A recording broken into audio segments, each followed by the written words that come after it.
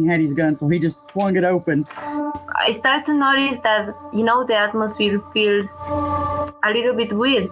First thing he seen was this 6.5 foot tall, broad shoulder, dark hair. That freaked him out. We hadn't talked to her about like life and death and what any of that means. She's 3 years old, So we turned around. Suddenly there's a whole tree falling across the road. And she was describing to us that, there was a deceased person that she could see visually. You're listening to Cryptid Clues, where we tackle the ever-expanding history and mystery of monsters and supernatural madness every Monday and Friday. You can find us at CryptidClues.ca for more information, or even check out exclusive content such as interviews and D&D campaigns at patreon.com/CryptidClues.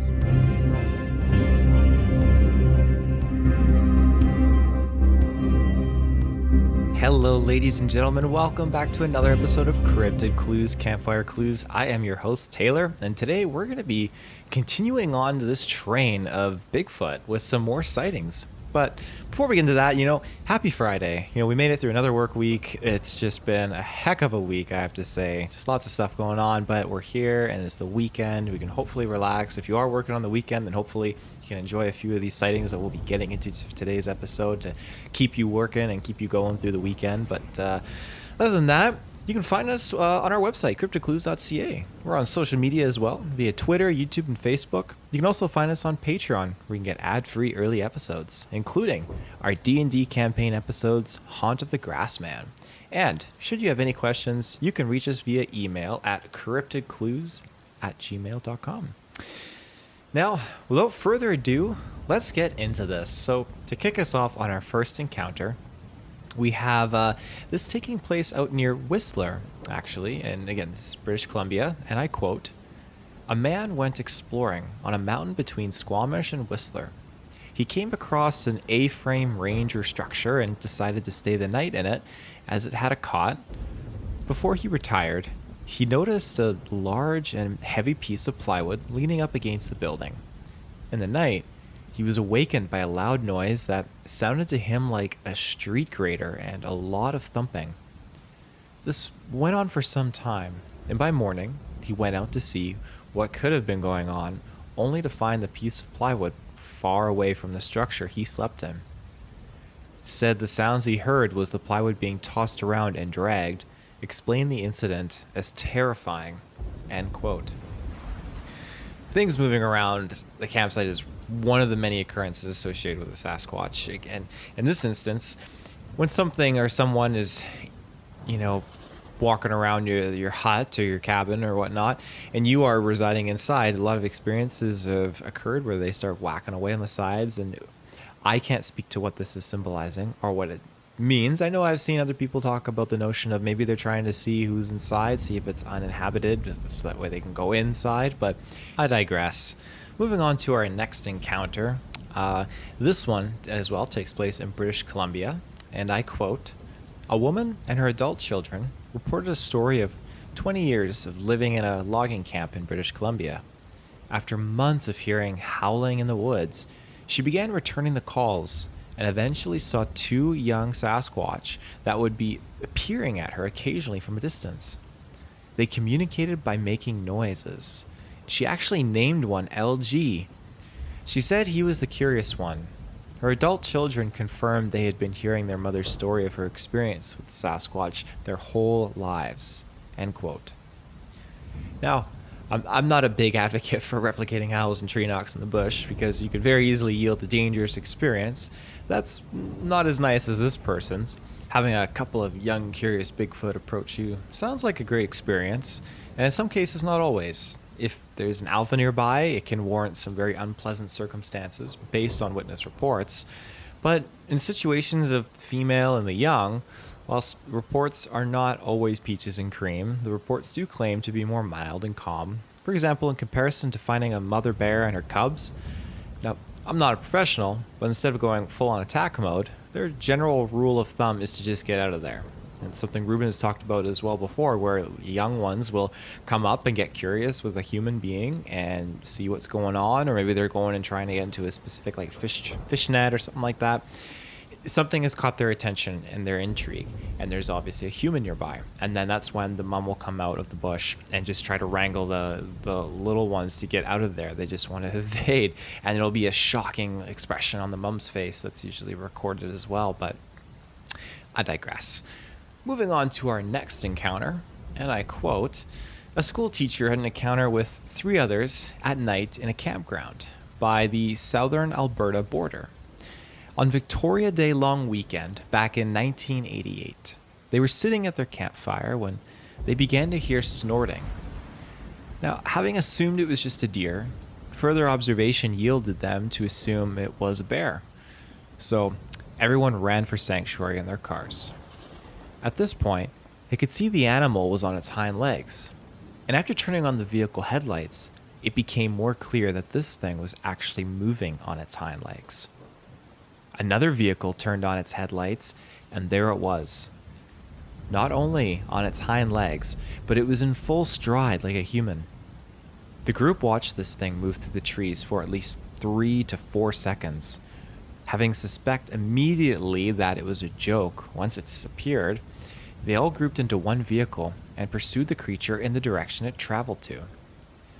Having completely lost sight of the creature, they eventually came across another vehicle. The occupants of this vehicle also claimed to have seen something unknown. Their description paints the creature at approximately 8 feet tall, measured accordingly by the tree it stood next to in the campsite. The creature was never on all fours. While it was striding, it had long arms which swung as it moved through the bush." End quote. Now, I know a lot of people that have looked into this account have claimed that this is one of the most realistic, incredible sightings that they've dived into, and there's some more components to this story that I was reading and looking into, and it was really, really interesting. And just how they describe this experience as well, how emotional, I guess would be the word I would say. You can tell there's not only like passion, but there is a significant human component that just adds this it adds weight behind the sighting. And I think that's when you can really read into some of these, where there's some sightings that are just like off the top of their head, like it was nothing else, night and day, and then other sightings where it's really resonated with the people that see that. And to me, that's genuine. That's what's going to happen when you see something like this. Not only for the fact that it's something that's not supposed to exist that you're seeing, but it's an incredible experience that will resonate with you, either in a more harmonious experience or a terrifyingly aggressive experience. But for everyone's sake on the planet, I hope that the experience would definitely be harmonious one. But yeah, so moving on from that, we have our next encounter locked and loaded here. This is taking place in 1994, Mount Spokane, Washington. And I quote, "So Dusty and his friend, they're out bow hunting on Mount Spokane, sort of near where the ski lifts are. It was a nice warm day, clear skies and all, and that's when it happened. They both saw it at the same time. A basic figure's outline up on the ridge above them. Estimated to be around 1,000 yards, it was an upright figure, at least a foot or two taller than your average man, with a fairly wide body. No prominent features could be discerned, as the sun was behind it. But it was noticed because of how fast it was moving. Having thought they spooked an elk, the thought was dismissed when they saw it continued to move upright and on its 2 hind legs, as it trekked across the length of the ridge towards the tree line, which was around 5,000 yards. This sighting ruined their time out hunting, so much so that they have never returned to hunt in Spokane County since." End quote. We're going to jump to a quick ad break and we'll be right back. And we're back. Now, following up after that last encounter, hunting scenarios are more often than not the prime time for these things to occur. Ruben and I discussed this briefly on our episode earlier this week, but hunters are out in the bush, camouflaged. They're either sitting in a tree stand, hiding in a deer blind for hours upon hours. Now, when I went out hunting when I was younger, I was not a stationary hunter. Like me and my family, we would just arm ourselves and then we would just trek along a path out in the bush and spread ourselves out and just see if we can flush something out and just see what would happen. But the gentlemen and the women that are out there and they're locking themselves in the stationary position, camouflage, like I said, they become one with the environment. And you can bet that they enter into a world that your average Joe doesn't ever see. A lot of hunters don't like to talk about these things either, especially when it's a face-to-face encounter, and I don't blame them.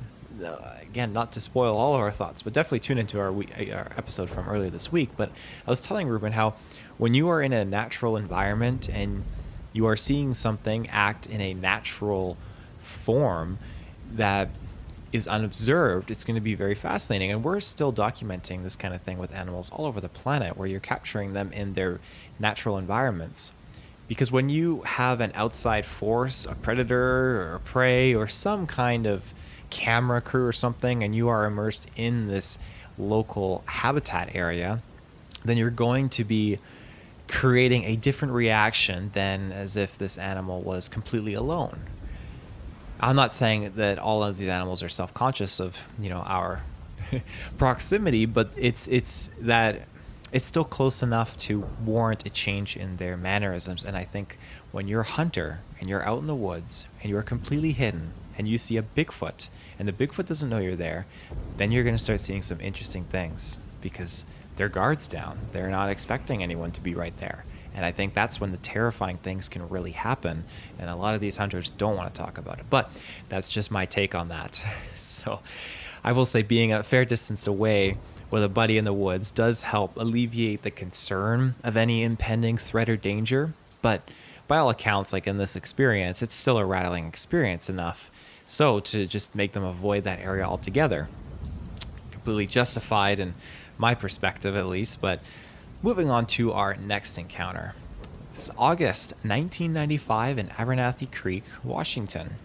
A woman, 4 months pregnant, and her boyfriend went out hunting along Abernathy Creek. This area was downstream from a nearby fish hatchery and was close to the mouth of where the creek connects into the Columbia River. Their tent was set up on a nice flat spot, about 10 feet away from the river, with a small campfire ablaze, and both lady and boyfriend sitting around having a good time. Then they started to smell it. It was a foul smell. The closest they could relate it to was an elk during a rut, which is mating season, when they have a very strong, musty odor to them. That's when they heard it, though, in the bushes across the river on the other side of the bank. This is about 8 feet away from them, so they shined their flashlights over and couldn't see anything. Only adding to the elk-deer scenario, however, 20 minutes or so had passed, and the noises picked up again, followed by branches breaking and even crunching. The noises started to become more intense as each minute passed. The notion of it being a deer started to fade, and while the area was very thick with brush and trees, the lady shined her flashlight once more over towards the sounds, looking for that common eye shine that animals have when light hits them. She finally saw it. A furry face looking back at her, just like the previous Bigfoot drawings that she was familiar with from TV shows, but this one had dirty white hair, not dark or brown. Its arm was stretched a little bit above and towards its side. Its hand was up on some tree limbs where he was pushing them back and forth, similar to if someone was holding a curtain back to look outwards from a window. All that was really visible was the head just below the shoulders, and it was evidently very tall. Where it was standing on the other side of the riverbank was about 6 feet higher ground than where they were camped at. This puts their approximate guess at around 7 feet tall. But they claimed to feel that he was bending almost through the opening in the bush. The hair was noticeably longer around the head area than the shoulders and arms. The hair was sparse, however, around the eyes and nose areas. The hair looked as if it stood up rather than laid down, and was at best guess about 4 to 6 inches in length. Its mouth was closed, no visible teeth, but its nose was very ape-like, with wide nostrils. They swore the eyes had a shine, and a glow of red to them. But they also questioned whether it was their own fear kicking in at this point. It was just staying over there, watching them. They quickly put dirt over the fire to put it out, left the tent and the gear, and drove out of there immediately. The boyfriend didn't visually see it, but the noises they kept hearing leading up to this was more than enough to convince him. While the idea of it intending to cause harm to the campers is unknown, what is certain is that it was pretty much just observing and watching what was going on. There have been other reports in close proximity of this area, however. End quote. Now, this encounter really freaked me out, especially the red eye possibility. While it showed no aggressive intentions, red-eyed cryptids in the past have tended to be a little bit more provocative than others. But the key thing here is this an elderly Sasquatch, hence the white hair? Or is it something along the lines of maybe an albino Sasquatch? Note, pure albino animals do have that pinkish reddish eye. Then this is the result of blood vessels actually showing through the skin. But that could be just the more natural way of explaining the possible red eye scenario, as opposed to the demonic approach, as it was very docile and curious. And this is something I'm going to have to get Ruben's thoughts on. But what do some of these encounters have in common? Curiosity. But to which degree is it? Is it curiosity to fear, pure wonder? Yeah, I'd even say admiration. I personally hope it's the wonder factor. Out of the fear or admiration, both terrify me, almost like they are keen on learning more about our weakness or something like that, or they want to be more like us. I guess it depends on the scenario. I often joke with Ruben about the day that hundreds of these things could storm into the cities. I just want you to imagine that.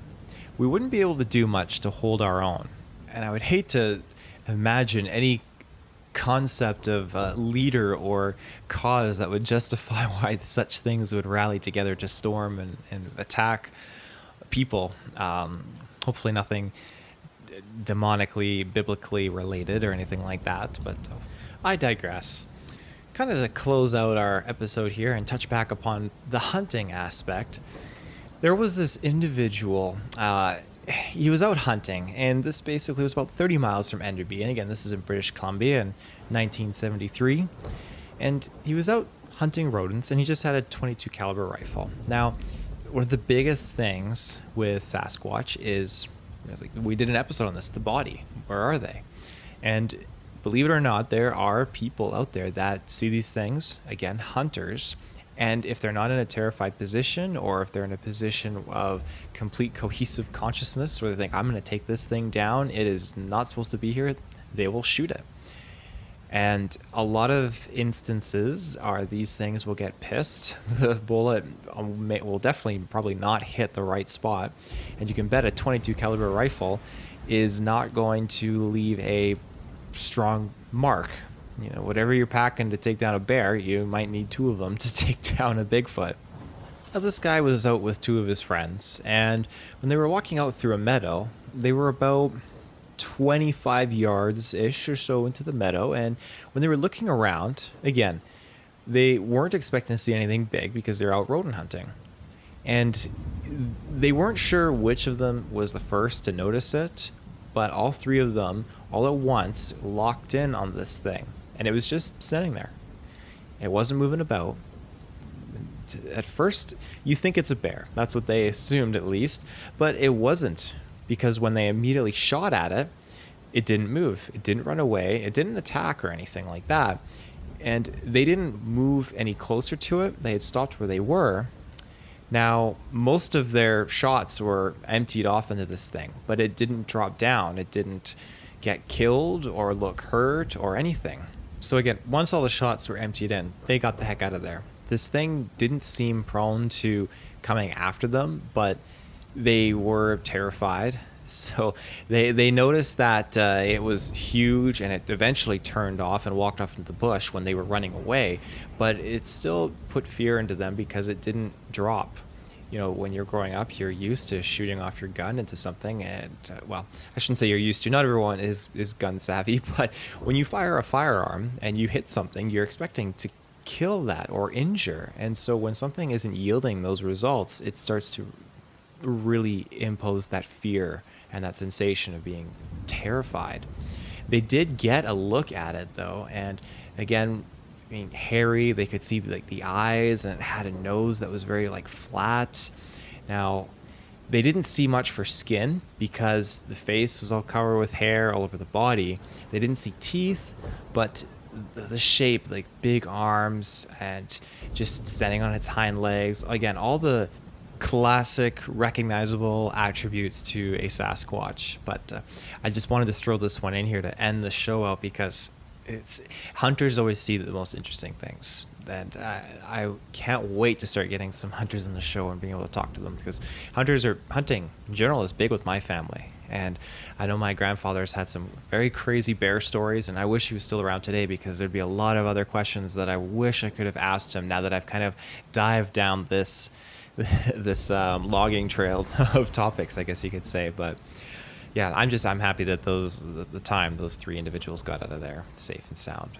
But yeah, that does it for this week's episode. So again, thank you for tuning in. I hope you have a great rest of your Friday, a fantastic weekend, and we'll be back on Monday with our next main episode. Until then, you can find us on our website, CryptidClues.ca. You can find us on our social media channels, Twitter, YouTube, and Facebook.